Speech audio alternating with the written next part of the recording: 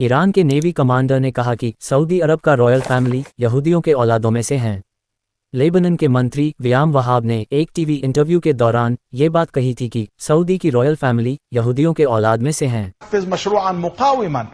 أنا أعتقد أن اليهود الذين كانوا في المدينة साल 1969 सितंबर 17 को बताया जाता है कि किंग फैसल ने कहा था, हम सऊदी परिवार यहूदियों के चचेरे भाई हैं।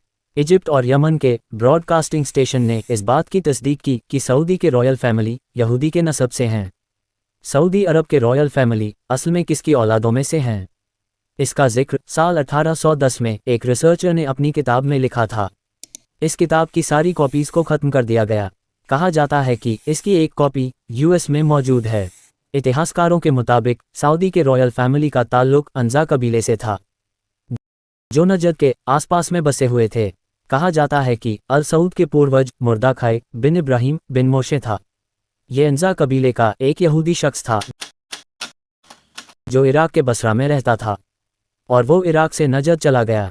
उसने अपना नाम मुर्दाखाई से बदलकर मारखान बिन इब्राहिम मूसा रखा ताकि लोगों को गुमराह कर सके। फिर वो वहां से अल कतीफ के पास दरिया नाम के एक जगह पर बस गया। इसने वहां के रहने वाले लोगों के बीच अपने आप को उनसे बेहतर दिखाने के लिए कई झूठी कहानियों को फैलाना शुरू कर दिया। धीरे धीरे वो इन कहानियों के सहारे लोगों के बीच में अपना एक मकाम बना चुका था।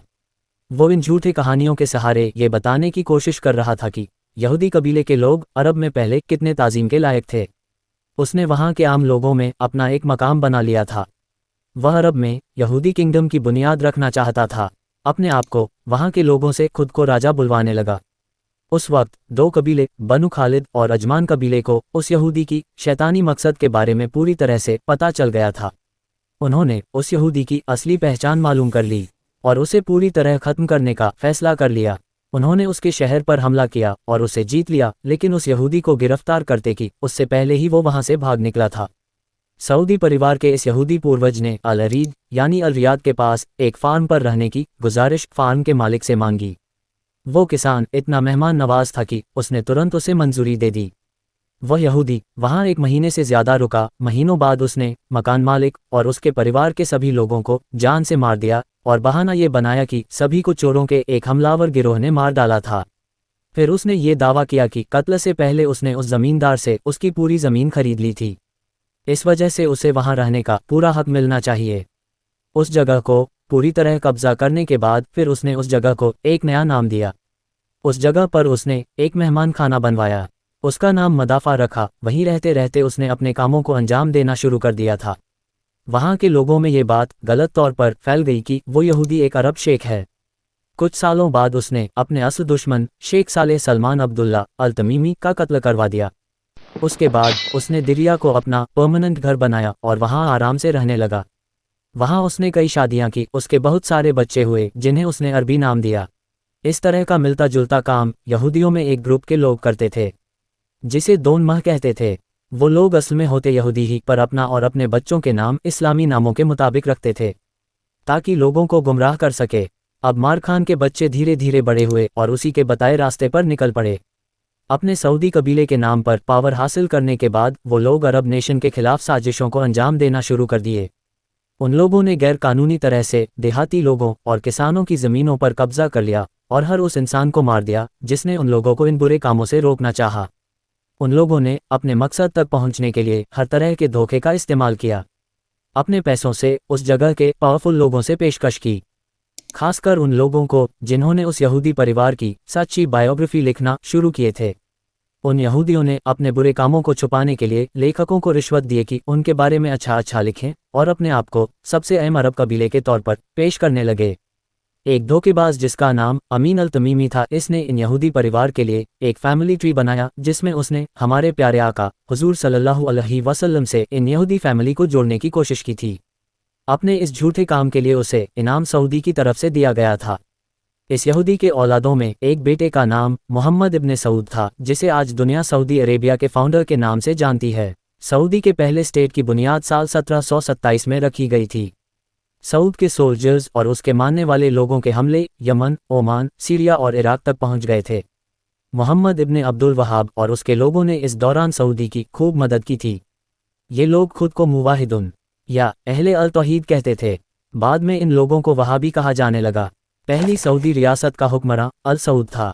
उसके बाद साल 1765 में उसका बड़ा बेटा अब्दुल अजीज हुक्मरान बना। साल 1802 में अब्दुल अजीज के 10,000 वहाबी सैनिकों की सेना ने करबला शरीफ पर हमला किया, जहां इमाम हुसैन रदियल्लाहु ताला अन्हु का मज़ार पाक है। इन वहाबी सैनिकों ने 2000 से ज़्यादा लोगों को मार डाला, जिनमें औरतें और बच्चे शामिल थे। उन लोगों ने इस शहर को लूट लिया, इमाम हुसैन रदियल्लाहु ताला अन्हु के मज़ार के ऊपर के सुनहरे गुंबद को गिरा दिया। करबला पर हमले के बाद ओटोमन्स और इजिप्ट को ये बात समझ आ गई कि सऊदी अमन व अमान के लिए खतरा है। साल 1803 में अब्दुल अजीज को मार दिया गया। अब इसके बेटे का दौर आता है, जिसका नाम सऊद था। इसने सऊदी डायनेस्टी को खूब फैलाया। साल 1814 में इसकी मौत हो जाती है। सऊदी का ये किंगडम ज़्यादा वक्त तक नहीं रहता। साल 1818 में अब्दुल्ला को बंदी बना लिया गया और जल्द ही ओटोमन्स ने उसका सिर काट दिया। इस वजह से पहले सऊदी स्टेट का खात्मा हो गया।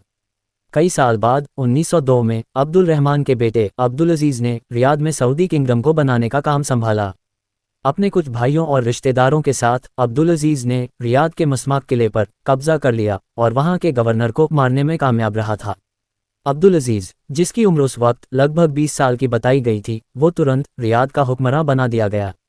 अब्दुल अजीज को उस वक्त से वेस्टर्न वर्ल्ड में इब्न सऊद के नाम से लोग जानने लगे, हालांकि अरब दुनिया में उसे अभी भी अब्दुल अजीज कहा जाता है। अब्दुल अजीज ने ओटोमन के मुखालिफत में खुद को ब्रिटिशों के साथ जोड़ लिया। अब्दुल अजीज साल 1921 में सेंट्रल अरब के ज़्यादातर हिस्सों पर कब्जा कर लिया। फिर उसने साल 1926 में हिजाज पर भी कब्जा कर लिया।